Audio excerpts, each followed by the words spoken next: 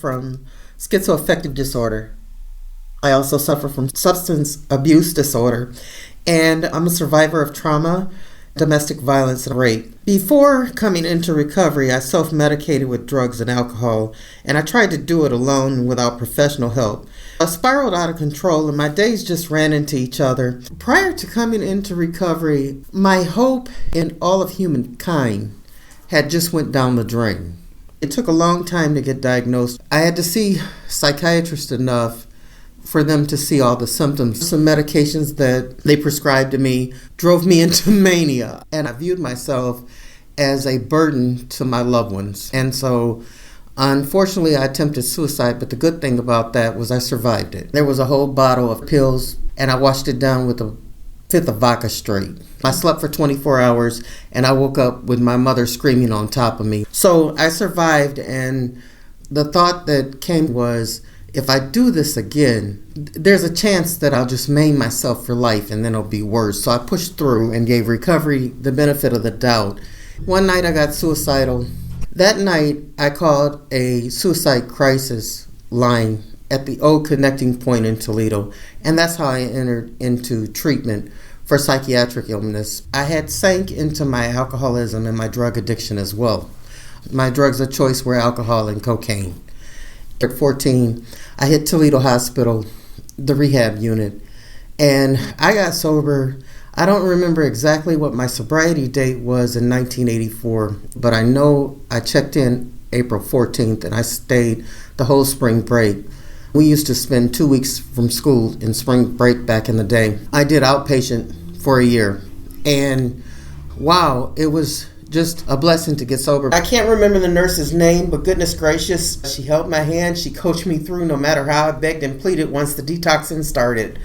I stayed sober by God's mercy, grace, favor, and power. And I've been sober ever since from powder cocaine, but I did relapse on alcohol in the late 1990s till 2001. I thank God for those that prayed for me before I had sense enough to know how to pray and what to pray for myself. Life is so much better now, and I just wanted to talk about resiliency and the ability to bounce back. And that's something I find that's really cool. I have a belief in a greater power outside of myself that I can tap into, and it helps me to stay grounded in strength and to adapt to change and have the inner strength to deal in honesty and state facts that lead to serenity. I don't have to be afraid anymore, and I can weather the storm, and it sustains me, and it keeps me strong, positive, honest, and humble, and I can deal with my struggles, opposition, challenges, and adversity I face. My relationships with my higher power lets me know that I deserve to be loved. I have that solid belief that we all deserve to be loved, because I had to come in the rooms of recovery, and people had to love me until I could love myself. I know that I'm worthy of love today. And that's something I didn't know before coming into the rooms of recovery. And I've gained the capability of forgiveness, and it is just totally freeing. The 12 steps have meant a lot to me.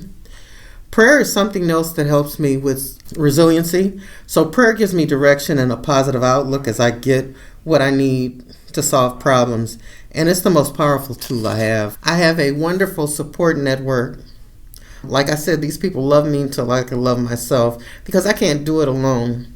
And today, I have strong relationships. Humility helps me to prevent and pull up out of crisis and emergencies. The 12-step groups, they replace negative thinking with positive spiritual principles. And I now have church, and I have a recovery campus. I also have what I call quasi-family, which is sisters and brothers out of this world. And my relationships are really important to me. They are crucial when symptoms are arising and things are starting to come out of remission. Sometimes others see from the outside in faster than I can see from the inside out. I have to be high on self-care and have healthy habits, proper sleep hygiene, a balanced diet, exercise, and proper hydration. Meditation helps tremendously. I love to draw and paint, and I like writing music and reading. I do recovery art. It's a type street art where I draw and paint things that are symbolic of recovery. Self-awareness, that's taken a lot of therapy. A lot of therapy. I have to recreate for self-care. My coping strategies and positive thinking have helped me come a long way. I identify coping strategies and learn from past mistakes. I set goals to be proactive. It takes professional help for me. It takes a whole team. It takes psychiatrists, psychologists, medical doctors, nurses, psychiatric nurses, and it also takes peer specialists and vocational rehab specialists. Today, life has meaning and is rewarding, and I have peace. It's not just for me. It's so good. Recovery is so good that I have to share it with others. Now my stumbling blocks are my stepping stones, and I'm so blessed. I just can't keep it to myself.